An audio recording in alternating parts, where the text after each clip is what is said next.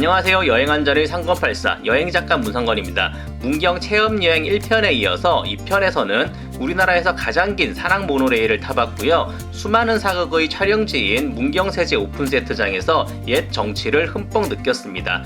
안 가면 후회하는 문경 체험여행지 2편 10초 뒤에 시작합니다.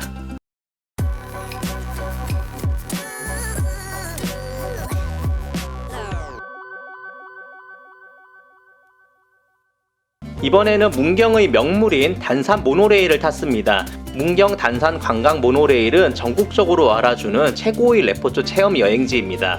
무려 왕복 3.6km로 올라갈 때는 35분, 내려올 때는 25분, 총 1시간 동안 백두대간을 찾아 떠나는 여행입니다.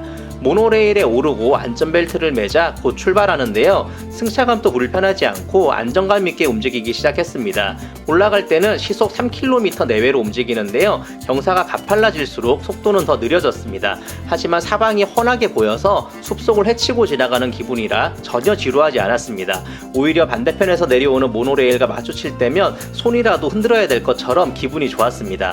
여기서 가장 가파른 구간은 경사가 42도라고 하는데요. 몸이 뒤로 훅 넘어갔습니다. 그래도 모노레일은 묵묵히 움직여 어느새 상부정류장에 도착했습니다. 상부정류장에서 매점과 화장실에 들렸다가 단산 구경에 나섰습니다. 여기서부터 단산 정상까지는 편도 1.9km 정도 되는데요. 전 구간이 데크길이라서 편하게 다녀올 만한 트레킹 코스였습니다.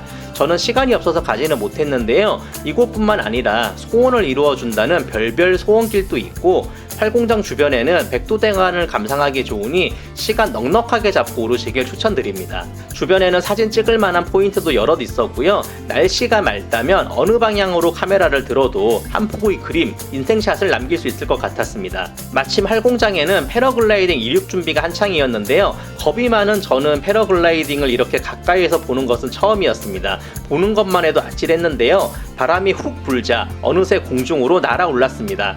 마치 깃털처럼 바람 따라 가볍게 하늘을 가로질렀는데요. 그 모습이 정말 멋있었습니다. 이어서 남은 일행들도 차례로 바람을 타고 두 발이 땅에서 떨어졌습니다.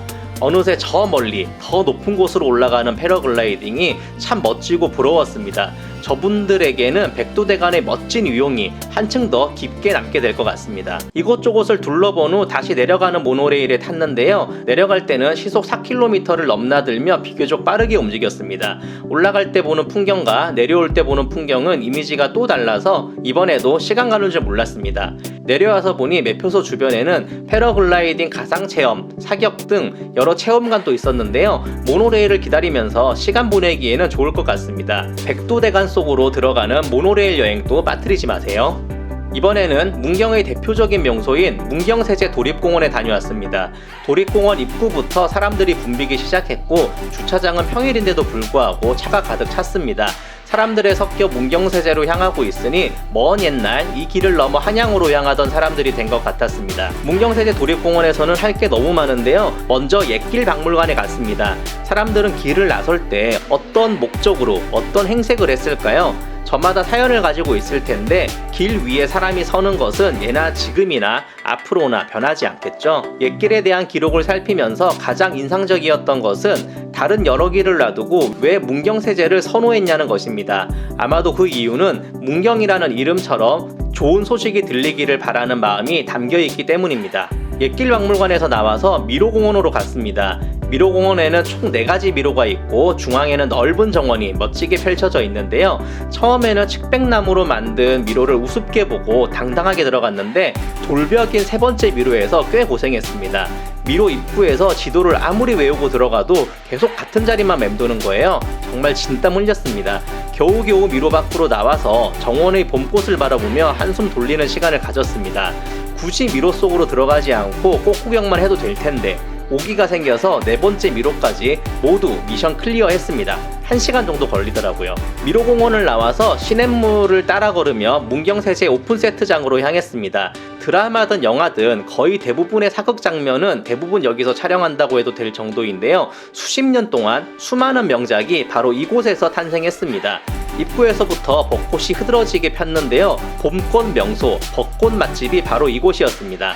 초가집과 기아집 사이의 흙길로 아이들은 신나게 뛰어다니고 어른들은 모두 미소가 떠나질 않았습니다. 오픈 세트장의 하이라이트는 바로 광화문인데요. 서울에 있는 실제 광화문과 비슷하게 잘 꾸며져 있었습니다. 광화문을 지나 들어가자 역시 경복궁의 일부분을 따라 만든 건물들이 나타났습니다. 돌로 만든 담벼락과 꽃나무를 배경으로 아이들이 사진 찍는 모습이 참 평화로웠습니다.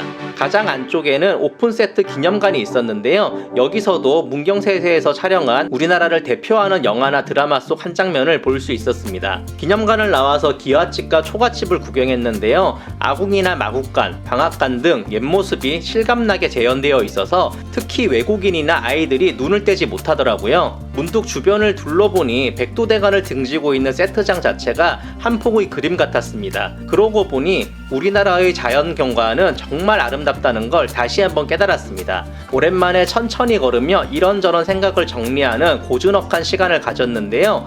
문경에서 참 소중한 시간을 보내고 있다는 생각이 들었습니다. 지금까지 문경에서 꼭 직접 해봐야 하는 체험여행지 5곳을 소개해드렸습니다. 도움이 되셨다면 구독과 좋아요 꼭 부탁드리고요. 문경 맛집을 정리한 영상도 시청해주시면 감사하겠습니다. 드디어 코로나가 거의 끝났는데요. 이번 기회에 시간 내셔서 자연과 역사와 풍부한 이야기가 있는 문경으로 다녀오시면 어떨까요? 늘 즐겁고 건강하고 행복한 여행하시길 바라겠습니다.